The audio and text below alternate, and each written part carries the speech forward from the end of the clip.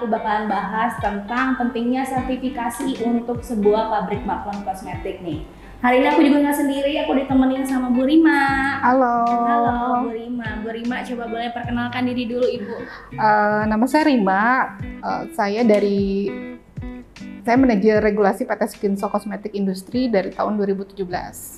Oke, nah Ibu ini kan manajer regulasi nih ya. Jadi aku mau nanya-nanya seputar sertifikasi pabrik maklon ya Bu. Boleh ya.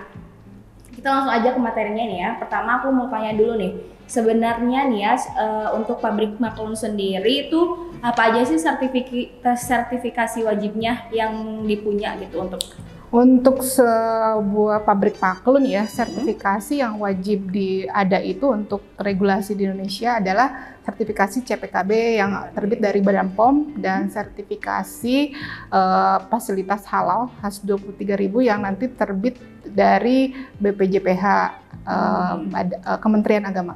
Nah, kalau BPOM itu maksudnya CPKB atau gimana Bu? Kalau untuk CPKB itu terbit dari Badan POM ya. Kalau untuk khas 23.000 itu nanti terbit statusnya itu dari LPPOM MUI ya. Nah, seperti itu.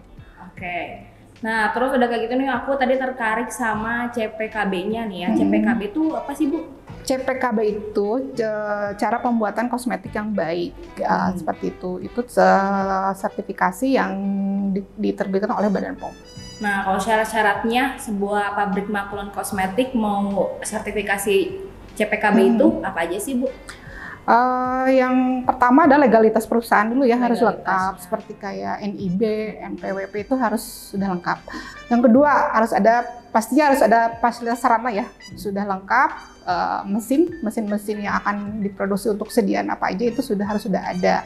Nah selanjutnya kita karena sekarang regulasi semua dari OSS, pengajuannya itu kita ajukan dulu di OSS untuk sertifikasi CPKB. Nah selanjutnya nanti terintegrasi dengan websitenya Badan POM. Nah dari situ setelah terintegrasi dengan sertifikasi, kita ajukan di sertifikasi Badan POM ya. Di situ kita semua ajukan, diupload dokumen yang ada seperti legalitas perusahaan, yang sebelumnya juga harus ada persetujuan denah dulu untuk bangunan ini gitu, sebelum mengajukan sertifikasi.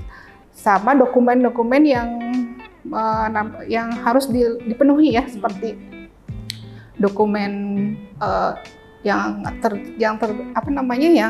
12 aspek dokumen yang harus dilengkapi di CPKB seperti sistem jaminan mutunya, bangunan dan fasilitasnya, personal hygiene-nya, dan SOP-SOP yang harus kita penuhi ke Badan POM.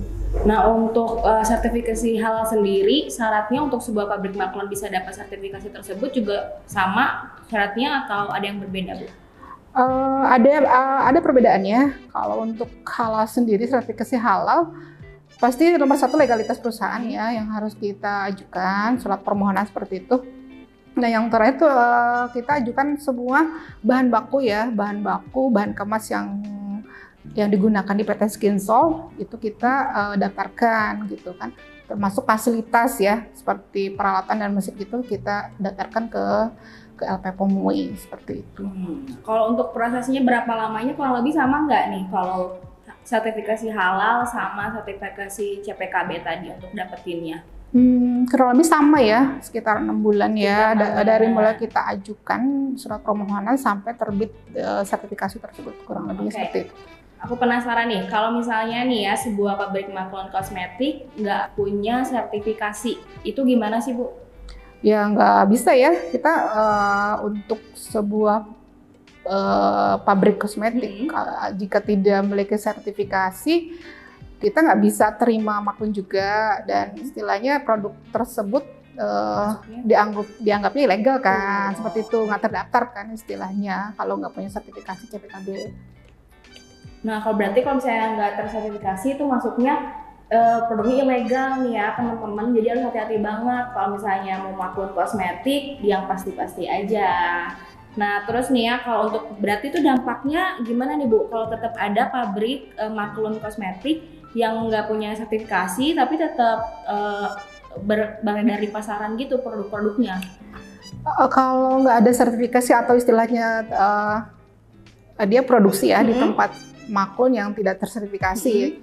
Karena tentunya kalau misalkan suatu pabrik maklun tidak sertifikasi, dia nggak bisa mendaftarkan produknya ke Badan POM gitu loh. Jadi ibaratnya ketika dia tidak memiliki sertifikasi, berarti izin edarnya ya nggak bisa terbit ya. Ya dikatakanlah produk tersebut ya ilegal, karena untuk memiliki izin edar produk ya salah satu syaratnya punya sertifikasi CPKB seperti itu. Nah Ibu, aku ada pertanyaan lagi nih. Kalau misalnya ada sebuah pabrik maklun kosmetik yang tetap maksa untuk beredar nih si produknya tanpa ada izin dan sertifikasi tersebut, itu bakal ada hukuman atau gimana Bu?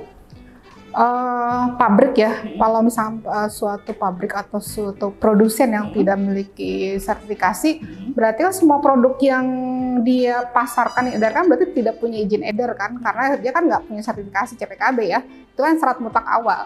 Berarti dianggapnya produk yang dipasarkan itu ilegal gitu. Nah kalau misalkan, mungkin kalau sekarang itu masih di beberapa online ya, pastinya ada produk yang dipasarkan tanpa izin edar.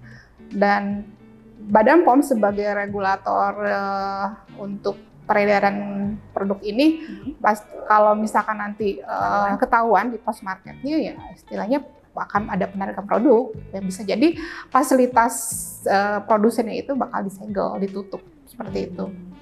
Ya kalau kita sih aman-aman aja ya gitu kan, namanya regulasi di Indonesia harus dipatuhi ya, dijalankan seperti itu. Nah aku mau nanya lagi nih ya, untuk di PT Skinsol sendiri nih ya, sertifikasinya yang udah dipunya nih ada apa aja nih Bu? Oh kita udah lengkap ya, udah sertifikasi CPKB, sertifikasi halal untuk sistem jaminan produk halalnya, kita sudah punya status A ya dari LPP MUI ya untuk sistem jaminan produk halalnya. Selain itu kita udah punya ISO nih, ISO kita juga udah ada 4 ya, yang terkait dengan ISO GMP untuk manufacturing praktisnya, sistem mutunya ISO 9001, untuk lingkungannya 14001, dan untuk keselamatan dan kesehatan karyawan itu 45001. Jadi sudah lengkap gitu. Jadi semuanya ya dari kita awal, dari mulai produksi sampai ke karyawan juga sudah tersertifikasi.